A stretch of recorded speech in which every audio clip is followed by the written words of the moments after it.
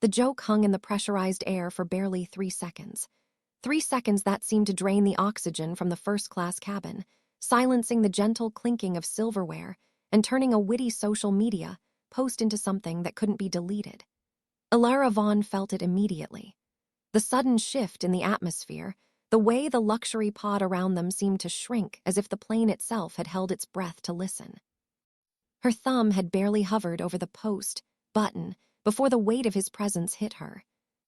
She was already smiling, her mind already moving to the next clever caption, ready to declare social victory over the world's stiffest seatmate. But the man didn't react, didn't shift, and didn't even blink. He sat there, perfectly upright and impossibly still, his shadow cutting through the soft, ambient lighting of the cabin. His shoulders were squared with military precision, his suit tailored in a way that wasn't just expensive, it was strategic. It was the kind of presence that didn't need to raise its voice, the kind of stillness that commanded the room instead. Elara's smirk faltered. For a heartbeat, she wondered if she had mocked a man who lived on a level of power she couldn't even visualize. "Tough flight?" she asked quickly, her voice sounding thinner and more frantic than she intended. His head finally turned, a slow, controlled movement toward her face. His eyes were dark, steady, and utterly unreadable. They didn't flicker with annoyance. They didn't soften with amusement. They locked onto her like she was a complex problem he was calculating how to solve. "You find this amusing," he said. It wasn't a question. It was a cold statement of fact from a man who clearly owned everything his eyes landed on. The cabin pressure seemed to hum in a lower key now, or perhaps that was just the blood rushing through Elara's ears. She forced a shallow breath into her lungs and looked back down at her phone, the screen glowing like a small, rebellious sun in the dimness of the first-class suite. Her finger hovered over the refresh icon. 900 likes, 1,200. The comments were a cascading waterfall of laughing emojis and main character energy tags. The photo was perfect, a candid, side-profile shot of Julian Ashcroft.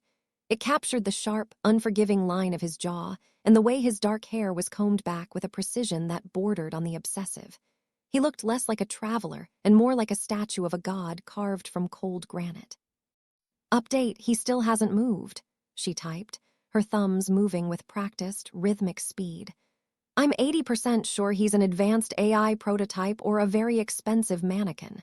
Should I poke him to check for a pulse?" Beside her, Julian remained a study in absolute stillness. He didn't look at her. He didn't acknowledge the soft click of her camera shutter or the way she was leaning into his personal space to get the lighting just right. His focus was entirely on the tablet propped on his tray table, where a complex dance of red and green candlesticks flickered across a stock market interface. Elara felt a thrill of victory. She was the one with the audience. She was the one controlling the narrative of this flight. To her followers, she was the brave soul poking fun at the ultimate boring suit. She felt untouchable, wrapped in the safety net of her own cleverness. But as she reached for her glass of champagne, she caught a glimpse of his reflection in the darkened window of the plane. Julian wasn't looking at the stocks anymore. He was looking at the reflection of her phone screen. He had been watching the entire time. He didn't flinch. He didn't demand she delete it. He simply adjusted the cuff of his shirt, a movement so slow and deliberate it felt like a warning. The silence between them shifted from awkward to predatory. Elara's heart gave a sudden, hard thud against her ribs. "You should be careful with the lighting, Ms. Vaughn," he said, his voice a low, melodic baritone that vibrated through the armrest they shared. He didn't turn his head. "The glare from the screen is reflecting off your eyes. It makes it quite obvious what you're doing." Elara froze, her thumb stopping mid-scroll. The name. He had used her name. Her mind raced. She hadn't introduced herself. She hadn't even shown him her boarding pass. "How do you?" she started, but her voice failed her. Julian finally closed his tablet. The screen went black, and in that darkness, the image of his calm, terrifyingly composed face was the only thing she could see. "I make it a point to know exactly who is occupying my space," he said, finally turning his gaze to her. "Especially when they're working so hard to make me a star." The cabin floor gave a violent, shuddering heave that sent Elara's phone skittering from her numb fingers. A sharp, mechanical chime echoed through the first-class sanctuary, followed by the sudden, gut-wrenching drop of the aircraft's nose. Outside the window, the serene blue horizon tilted at a sickening angle. The "fasten seatbelt" sign didn't just illuminate. It pinged with a frantic, rhythmic urgency that signaled something far worse than a patch of rough air. Panic, hot and jagged, flared in Elara's chest.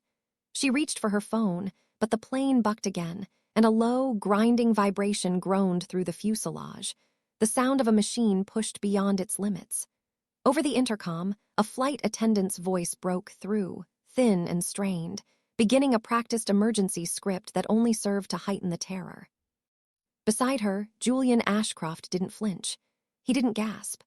While the rest of the cabin erupted in the muffled sounds of frantic rustling and low whimpers, Julian remained an island of terrifying calm. He didn't reach for an oxygen mask or claw at the armrest. Instead, he pressed a button on his console, his movements as fluid and precise as if he were ordering a second drink. A lead flight attendant appeared almost instantly, her face pale, her eyes darting toward the cockpit. She didn't look at the passengers, she looked only at Julian. Julian didn't say a word. He simply raised his hand, a single, sharp gesture with his palm facing outward. It was a silent command to halt, to listen, to wait. The effect was instantaneous. The flight attendant stopped mid-stride, her shoulders dropping as she leaned in to catch the quiet instruction he finally offered. "The secondary hydraulic line," Julian said, his voice cutting through the mechanical groan of the plane with a chilling, low-frequency authority. "Tell the captain to bypass the automatic reset and go to manual override on the landing gear. We aren't making it to London. Divert to the private hangar in Gander. Now." The attendant nodded once, a look of profound relief washing over her face, as if his presence alone was a guarantee of survival. She turned and vanished toward the cockpit. Elara watched the exchange, her breath coming in ragged hitches. The man she had mocked as a mannequin was now the only thing holding the chaos at bay. He looked at her then, not with the cold detachment of before, but with a sharp, piercing focus. "Put your shoes on, Ms. Vaughn," he commanded, the baritone of his voice steadying her trembling hands. "And hold on to something solid. We're going to be on the ground in 12 minutes. He didn't explain how he knew the mechanics of the failure. He didn't explain why the crew obeyed him like a deity. He simply turned back to the window, watching the clouds rush toward them, a man who didn't just expect the world to obey him, he required it. The landing was a masterpiece of controlled violence. The wheels bit into the tarmac with a scream of rubber, the air brakes groaning as the plane slowed to a halt in front of a sprawling, glass-fronted hangar that seemed to rise out of the Canadian wilderness like a fortress. As the engines died, the silence that rushed into the cabin was heavier than the turbulence had ever been. Elara's hands were still shaking as she stepped onto the mobile stairs. The cold Gander air slapped her face, a sharp contrast to the pressurized luxury of the cabin. At the base of the stairs, a fleet of black SUVs sat idling, their headlights cutting through the twilight. A dozen men in sharp, dark suits stood in a perfect line, their posture echoing the man walking just a few paces ahead of her. Julian Ashcroft didn't look back to see if she was following. He descended the stairs with a rhythmic, predatory grace. As he reached the bottom, the entire line of men bowed their heads in a synchronized movement that made Elara's stomach drop. "Welcome back, Mr. Ashcroft," a man at the lead said, his voice thick with a level of deference that went beyond professional courtesy. "Is the secondary transport ready?" Julian asked, his voice low and immutable. "Waiting in Hangar 1, sir." The man stepped forward to take Julian's coat, and as he did, the light from the terminal caught the small, silver pin on Julian's lapel. Elara's breath hitched. In the cabin, she had mocked it as a pretentious little button in a tweet that now had over 5,000 likes. Up close, the detail was unmistakable, a stylized hawk circling a crown. It was the Ashcroft family crest. It was the logo she had seen on the tail of the plane, on the napkins in first class, and now, in 20-foot-tall frosted glass on the terminal doors. She looked down at her phone, her thumb hovering over the screen. The notification bar was a chaotic blur of retweets. People were calling her a legend for trolling the most powerful man in aviation. Her blood turned to ice. She wasn't a legend, she was a liability. Julian stopped at the door of the SUV and finally turned.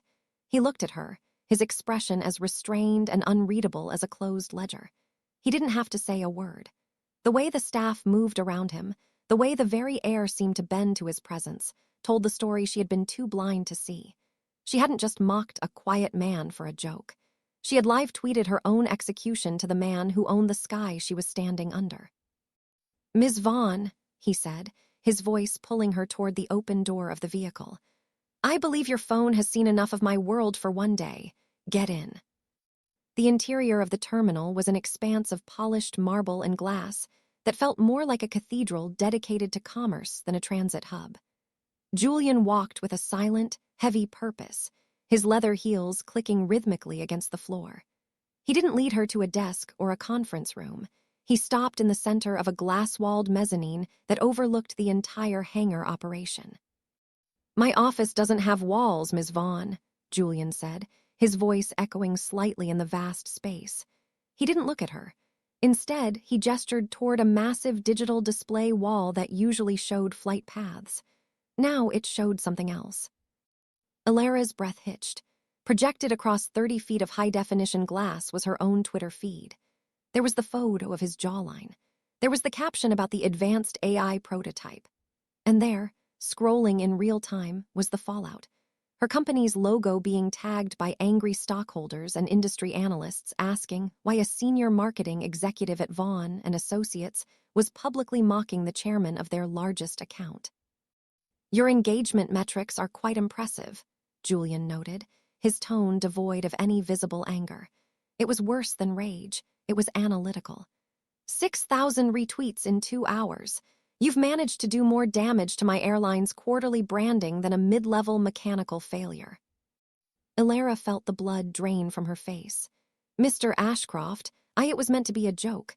I had no idea who you were." "That is precisely the problem, isn't it?"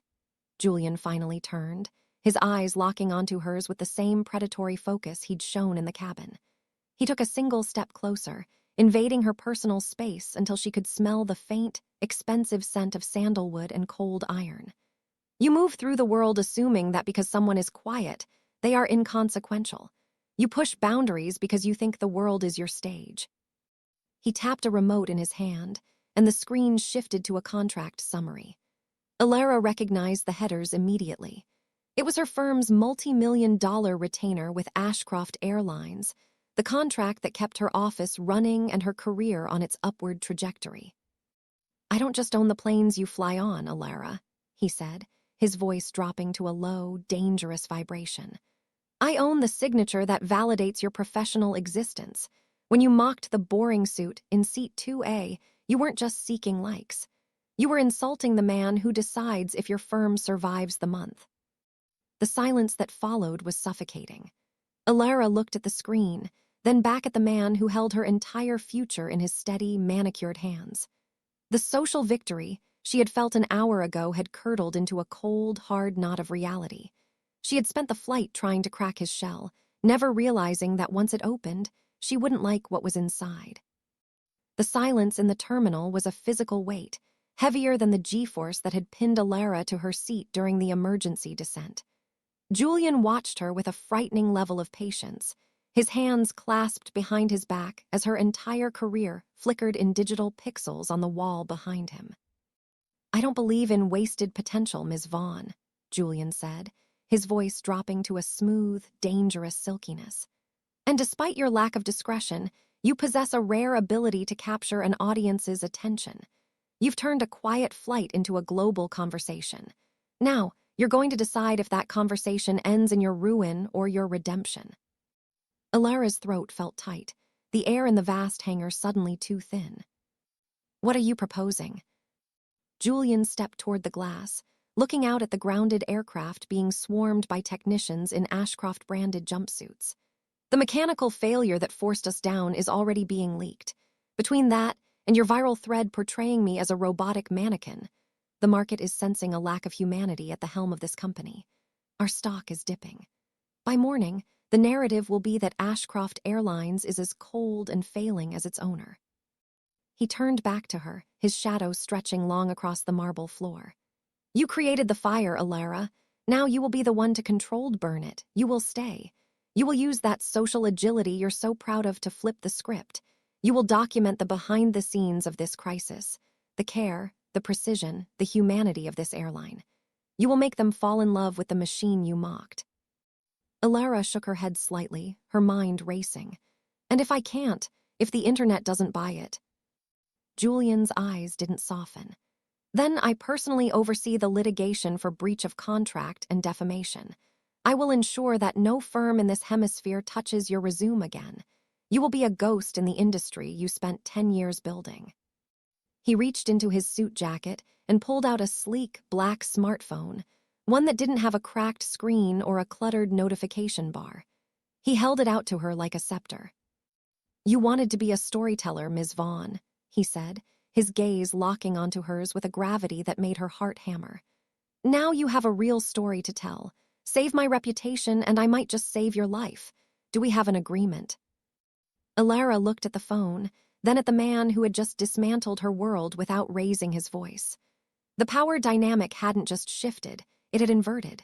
She took the phone, her fingers brushing his, cold, steady, and immovable. We have a deal, she whispered.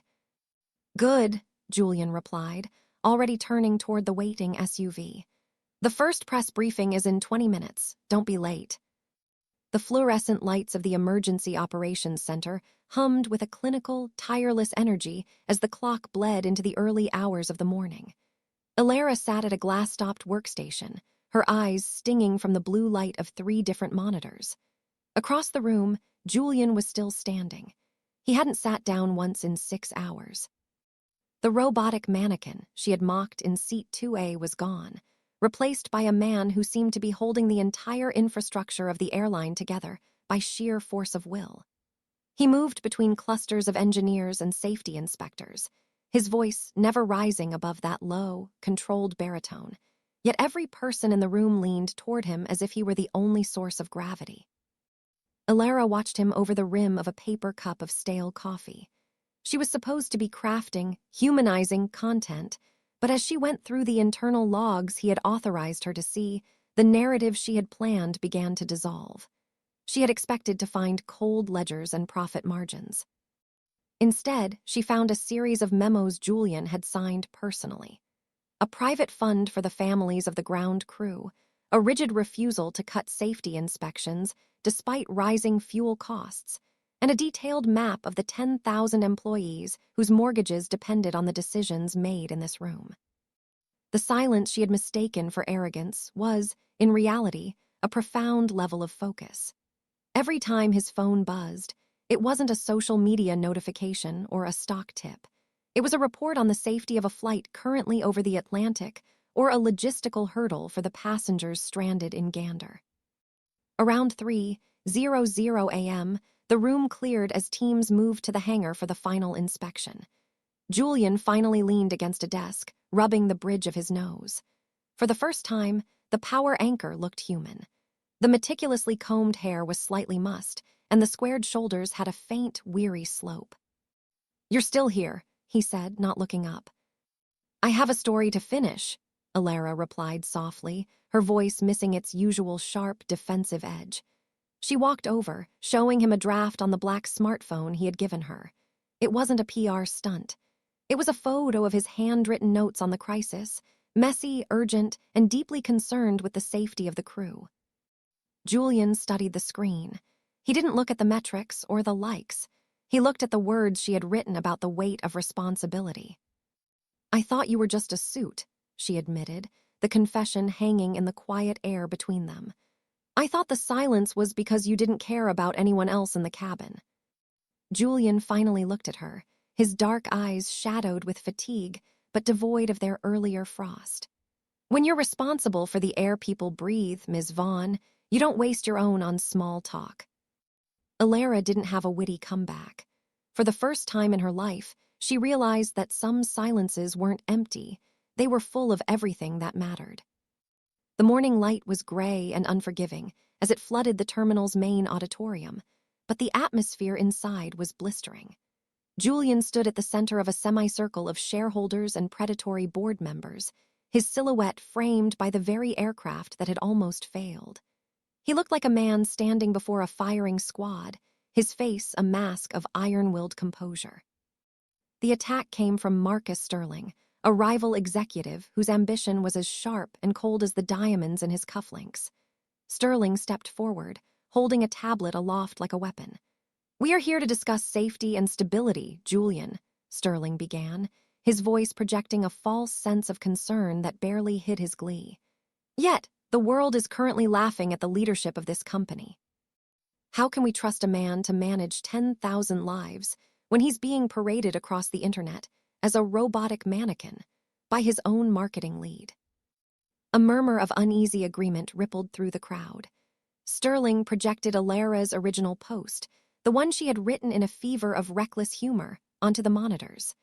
Julian's jaw tightened, a small, nearly invisible ripple in his granite expression. He didn't defend himself. He was a man who had forgotten how to speak for pleasure, let alone for survival. Elara felt the shift in the room. The air was tightening again, but this time it was Julian who was being suffocated. She stepped out from the shadows of the wings, her heels clicking with a sharp, rhythmic defiance against the marble. "If you're going to use my work as a reference, Mr. Sterling, at least use the current data," she said, her voice cutting through the room with a clarity that made Sterling flinch. She didn't look at Julian. She focused entirely on the rival. That post was the hook, a social experiment designed to prove a point about perception. If you had bothered to look at the follow-up thread I released an hour ago, you'd see it has tripled the engagement. It's a study on the silence of true leadership. She tapped her phone, and the screens transformed. Instead of the mockery, it showed the handwritten safety notes, the tireless logs of the night before, and the data of a man who chose responsibility over optics. "You call it robotic, Marcus. The market calls it unshakable," Elara continued, stepping into Sterling's personal space with the same social agility she had once used to mock Julian. "While you were waiting for a PR disaster to exploit, Mr. Ashcroft was ensuring every passenger on that flight was safe and every employee was protected. If you think a joke defines this airline, you're not just out of touch, you're out of time." The silence that followed was different. It wasn't the silence of a vacuum, but the silence of a verdict. Sterling looked at the screens, then at the board members who were already nodding at the surging stock numbers. Elara finally glanced at Julian. He was looking at her, his eyes dark and intense. For the first time, there was something else in his gaze, not just the calculation of a boss, but the recognition of an equal. He didn't need to say thank you.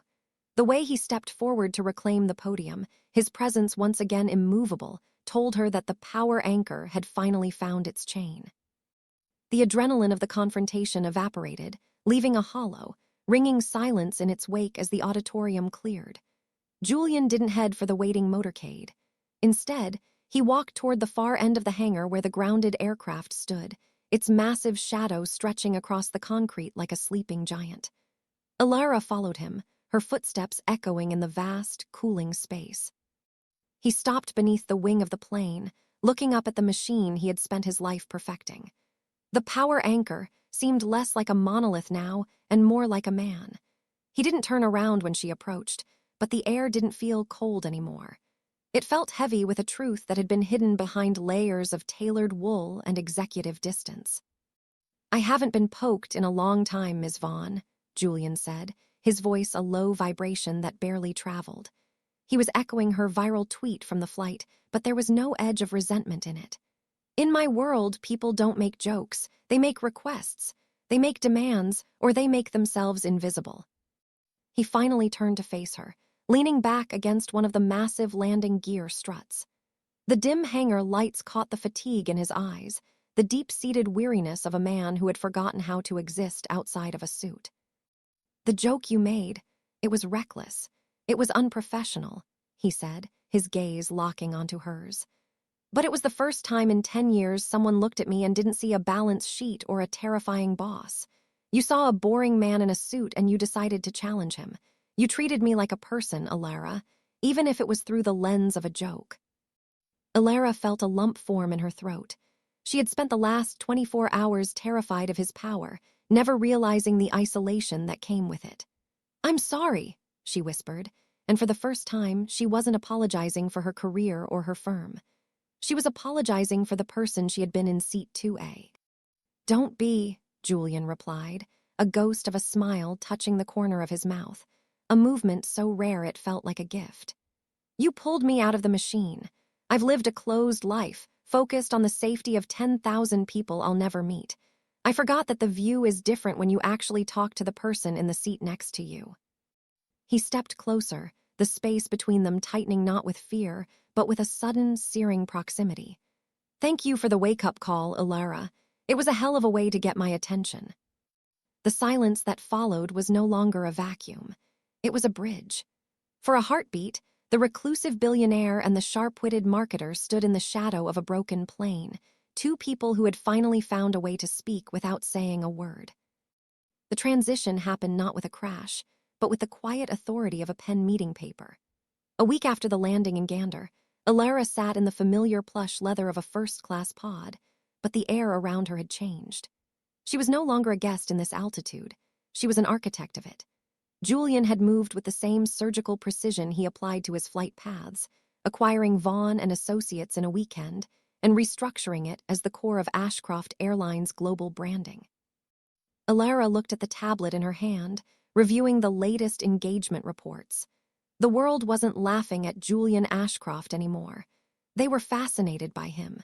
She had taken the silence she once mocked and recontextualized it as the quiet strength of a man who didn't need to shout to be heard. A shadow fell over her screen. She didn't startle. She recognized the cadence of his movement now, the way the space around him seemed to settle rather than stir. Julian sat in the seat beside her, the power anchor still commanding, still impeccably tailored, but the emotional inertia that had once defined him had thawed into something more vibrant.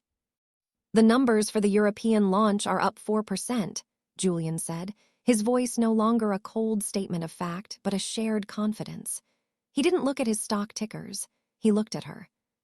"It's amazing what happens when you let the world see the man instead of the suit," Elara replied, a soft, genuine smile replacing the sharp smirks of her past. She closed her tablet and leaned toward him, her posture no longer a challenge, but an invitation. Julian reached out, his hand covering hers on the shared armrest. His touch was warm, steady, and for the first time, he wasn't looking away or downward. He met her gaze with a clarity that made the vastness of the sky outside the window seem small. "I spent my life owning the sky, Elara," he said, his voice a low, steady baritone that resonated through her. "But I never realized how lonely the view was until someone had the audacity to make fun of it."